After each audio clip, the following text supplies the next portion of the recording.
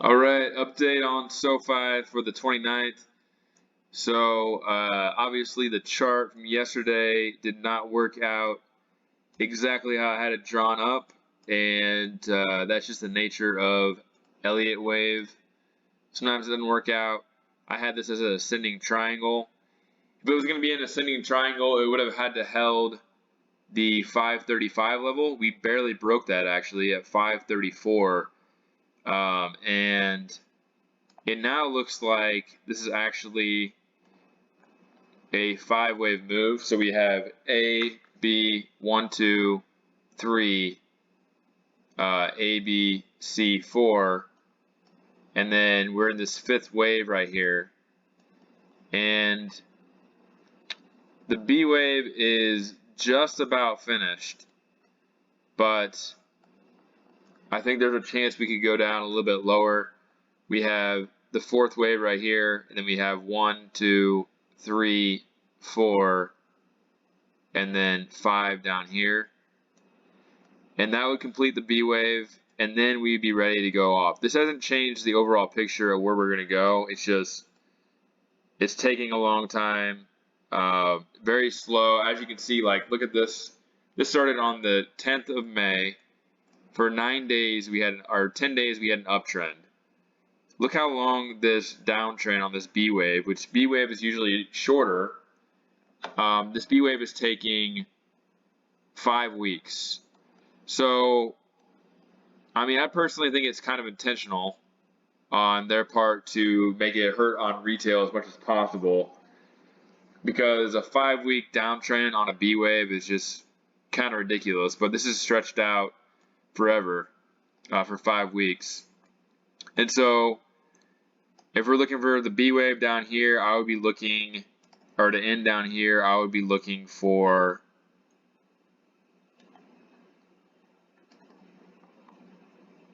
anything below 534 all the way down to 513. That would be what I'm looking for to finish the B wave. It would be officially finished on that move. Unless there's like an extended 5th wave, which isn't very likely. Anything is possible. But yeah, I thought that right here, I'll show you why I made a mistake on this. You have 1, 2, and then I had this going through right here, and we had this little bounce right here. So this could have been 1, 2, 3, 4, 5. But instead, it looks like it was 1, 2, and I misread the 3rd wave. 3rd wave right here, and then we got the A wave right here. You can look, you can see 1, 2, 3, 4, 5, and then we got the B wave right here, and then we have the C wave right here. So, just a little bit of misreading the chart, but we have a 5th wave started, and again, it looks like kind of similar to this. 1, 2, 3, you could say 4 right here, and 5 right here, which technically would work, but if you're going by the 1-hour chart, you got to see green on there, and so we have 1, 2, and we finally see green right here. And if you take the parallel lines, we can see that it only crosses right here. So 1, 2, 3, 4, 5. Should come down a little bit farther.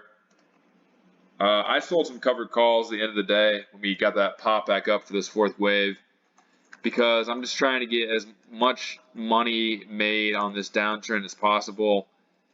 Any little money you can make right now in the market is great, because a lot of these stocks are just absolutely horrible right now.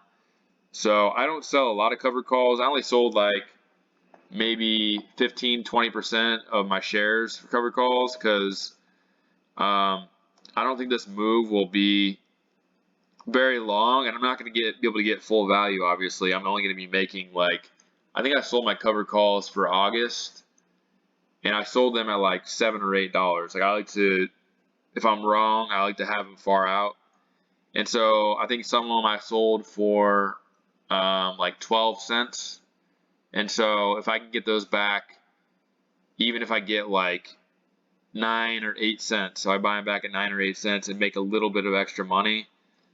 That will be fine with me. So, but yeah, just look for 1, 2, 3, 4, and then look for this fifth wave right here. 1, 2, 3, 4, 5 down here, maybe at 513. Anything below 534. And also, we don't have to hold this low right here. If it goes this low, which it's probably not going to, the B wave can go past the A wave. So it's probably not going to happen, but just so you know. And then if we look at SPY in conjunction with SOFI, you'll see that this is an ABC move right here. This would actually be A. I don't have it labeled yet. And then we would have B, which I think there might be one more move higher on this. Maybe 382 to 384, maybe 385. Probably going to be on the lower end of that, 382, 383. And that would be the B wave, and then we would have one more move down here for the C wave. And looking at this,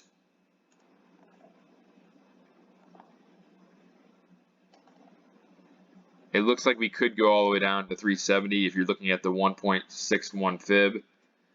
So that